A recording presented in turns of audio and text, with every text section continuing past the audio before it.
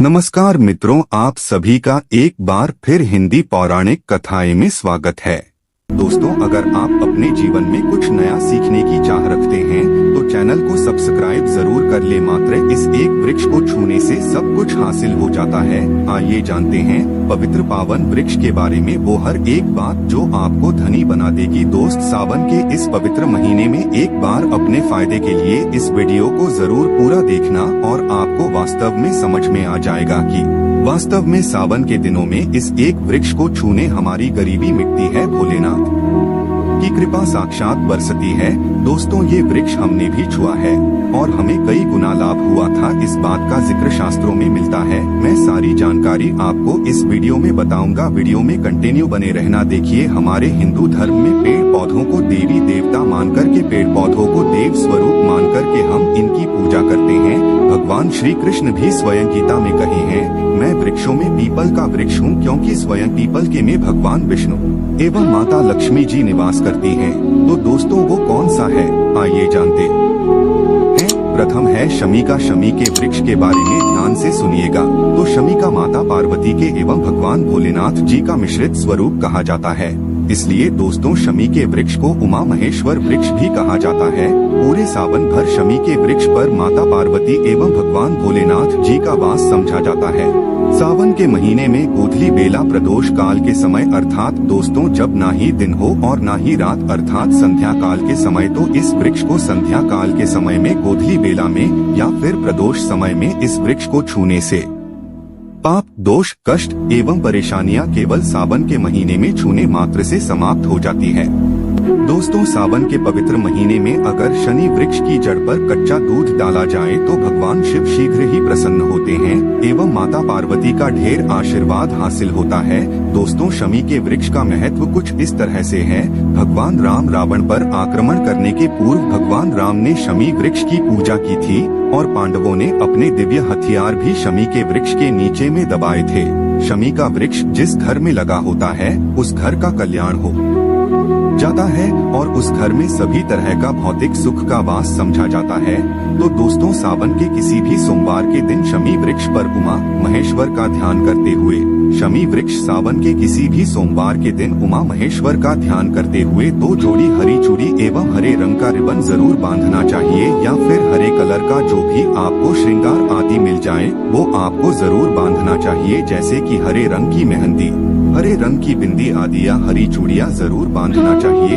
दोस्त, कैसी भी आपकी मनोकामना हो वो एक ही बार में पूर्ण हो जाएगी, क्योंकि इस खास समय पर यानी सावन के समय में भगवान शिव खास तौर पर वास करने आते हैं। धरती पर शमी के वृक्ष में अस्थायी रूप से वास करते हैं। शमी का वृक्ष छूने मात्र से आपकी मनोकामना शीघ्र ही पूर्ण हो जाएगी। पूरे सावन भर अगर शमी के पत्ते अगर भोलेनाथ जी को उनके पूजा में चढ़ाते हैं तो इससे अष्ट लक्ष्मी आपके घर में वास करती है। आपके घर में कैसी भी गरीबी हो, दर्दता हो, दुख हो, परेशानी हो, गरीबी हो, बीमारी हो, सब समाप्त हो जाती है और पूर्ण रूप से आपके घर में भौतिक सुख आकर के निवास करने लगते हैं। दोस्तों, दूसरा वृक्ष है धतूरे का वृक्ष। धतूरे का वृक्ष भगवान भोलेनाथ के उग्र रूप काल भैरव के अंश से उत्पन्न हुआ है।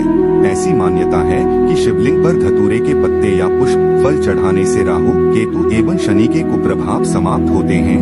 धतूरे के वृक्ष पर सावन के किसी भी सोमवार के दिन अगर 2 जोड़ा हरी चूड़ी बांधे तो शत्रुओं से छुटकारा मिलता है एवं शत्रुओं का सर्वनाश होता है। और दोस्तों, सावन सोमवार के दिन धतूरे का वृक्ष छूने मात्र से भगवान शिव आपके घर में दौड़े चले आएंगे। अगर सावन के किसी भी शनिवार के दिन धतूरे के वृक्ष पर बाबा काल भैरव का ध्यान करते हुए हरी चूड़ी अगर बांधी जाए तो घर से भूत प्रेत बाधाएं सब नष्ट हो जाती है, भस्म हो जाती है। एवं छोटे से धतूरे की जड़ अगर घर के किसी भी कोने में छुपा दिया जाए या घर में जमीन में गाड़ दिया जाए तो भूत प्रेत इत्यादि का वास घर में कभी नहीं होता है। घर से सभी बाधाएं शिव के वास होने से भाग जाती है। दोस्तों, जो तीसरा वृक्ष है वो है बेल का वृक्ष। अगर भगवान शिव को बेल ना चढ़ाया जाए तो साबुन का व्रत अधूरा समझा जाता है और बिना पत्र चढ़ाए ही शिवलिंग पर जल भी व्यर्थ हो जाता है। इसलिए जब भी आप भगवान शिव पर बेलपत्र चढ़ाएं तो 5 बेल पत्रों पर उसके ऊपर में श्री राम अवश्य लिखें। इससे भगवान शिव जल्दी और अत्यंत प्रसन्न हो जाते हैं। दोस्त, साबुन में बेल वृक्ष छूने से कई तीर्थों का लाभ मिलता है। साबुन में इस वृक्ष को क्यों जरूरी है, आइए जानते हैं बेल वृक्ष की महिमा को। बेल के वृक्ष मैं आप लोगों को कई बता चुका हूँ कि ये जो बेल के वृक्ष हैं माता पार्वती के स्वरूप कहे गए हैं। तो ये वृक्ष माता पार्वती के पसीने से उत्पन्न हुए हैं। स्कंद पुराण में बहुत ही स्पष्ट तरीके से बताया गया है। इसके पत्ते में शिव और डाली में पार्वती, जड़ में ब्रह्मा एवं तन में विष्णु जी स्वयं रहते हैं। संध्या काल में ऐसा समझा जाता है कि शिव मंदिर के समीप में जो बेल के वृक्ष हैं, इसके नीचे में अगर कोई भी मानव अगर सावन में शाम के समय, वैसे तो इसे डेली जलाना, परंतु अगर सावन के पावन दिनों में शाम के समय अगर भगवान शंकर जी का कोई भी शिव मंदिर है तो उसके किनारे में जो कोई बेल का वृक्ष हो, वहाँ पे बिल्कुल आप एक घी का दीपक जला दीजिए। इसे बहुत ही उत्तम कहे गए हैं। वैसे अगर आप घी का दीपक जलाते हैं तो आपको धन, गुण एवं परम शिव भक्त की प्राप्ति होती है।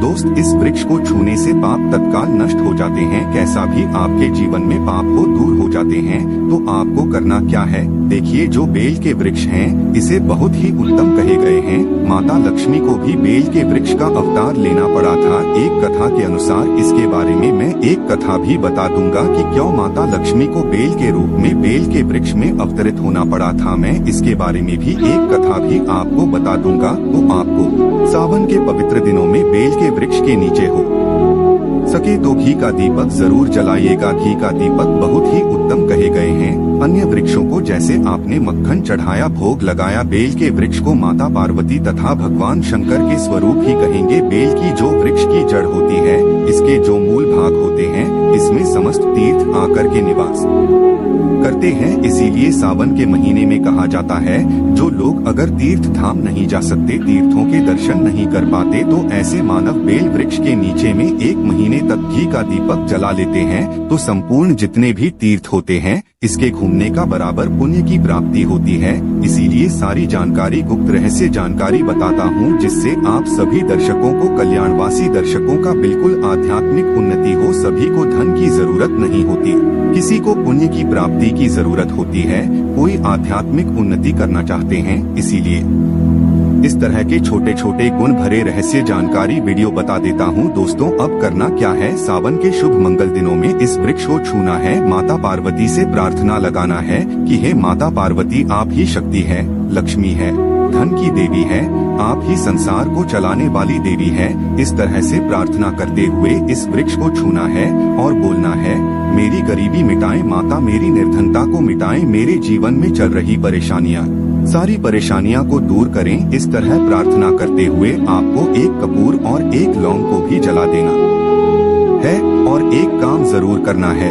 जलाने के बाद इस वृक्ष को आपको बोलना है कि मैं भोग स्वरूप आपको धतूरे के पत्ते एवं धतूरे के फल समर्पित करूं, आप स्वीकार करें। दोस्तों, इस वृक्ष के जड़ के नीचे में भी आपको धतूरे के फल एवं पुष्प को, पुष्प हैं तो पुष्प भी रख सकते हैं, फिर पत्ते रख दीजिए और अब वृक्ष आपको छूना है। प्रार्थना करते हुए कि हमारी गरीबी मिटाएं, हमारी निर्धनता मिटाएं, बिल्कुल ही आपके जीवन में कभी गरीबी नहीं आएगी। और एक प्रार्थना जरूर करना है, किसी की हाय लग गई हो, बद्दुआ लग गई हो, किसी का दोष लगा हो, जिसके कारण हमारी आध्यात्मिक उन्नति नहीं हो पा रही हो, तो आप जो हैं हाय बद्दुआ किसी का दोष लगा हो, उसे तुरंत दूर करें। शनि राहु केतु का अगर दुष्ट प्रभाव लग रहा हो, नवग्रहों में से कोई नवग्रह हमें पीड़ित कर रहा हो, या फिर किसी भी हमारे पूर्वजों द्वारा किसी भी तरह का हमें पितृ दोष लगा हो, क्योंकि पितृ दोष लगने के कारण मानव की आत्मिक उन्नति भी नहीं हो पाती, तो आप बोलना कि समस्त तरह के दोषों को आप दूर करें, अपने अंदर में खींच लीजिए और आप हमें दोष मुक्त कर दीजिए। तो इस तरह से आपको ये प्रार्थना करना और एक काम आपको जरूर करना चाहिए।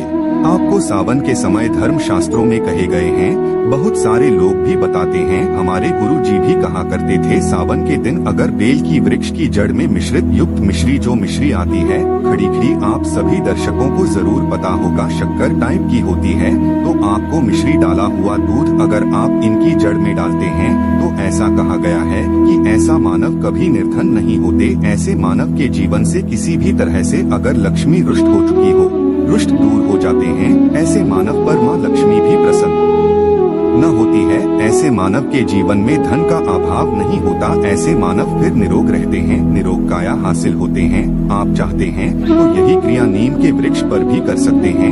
नीम के वृक्ष पर माता लक्ष्मी निवास करती है, समस्त देवी शक्ति निवास करते हैं। नीम के वृक्ष में अगर आप जो है सावन के शुभ मंगल दिनों में आपको 1 गिलास या फिर 1 लोटे सामर्थ्य के अनुसार तांबे के में आपको दूध डाल करके इनके अंदर इन्हें जो है अभिषेक करना चाहिए, इनकी जड़ में डालना चाहिए, परंतु आपको मीठा दूध ही डालना है। मिश्री मिला हुआ दूध आपको चढ़ाना है, इनकी जड़ में डालना है और गरीबी मिटाने की प्रार्थना करना है।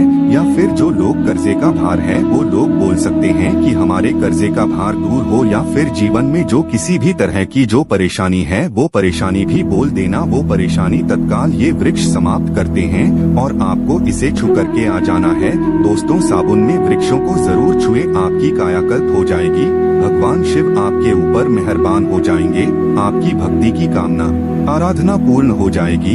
तो अगर आप महादेव की कृपा हासिल करना चाहते हैं और उन्हें अपने घर पर बुलाना चाहते हैं तो कमेंट बॉक्स में लिखें, भगवान शिव आपका स्वागत है हमारे घर में। हर हर महादेव, ओम नमः शिवाय। एक लाइक जरूर करें। धन्यवाद।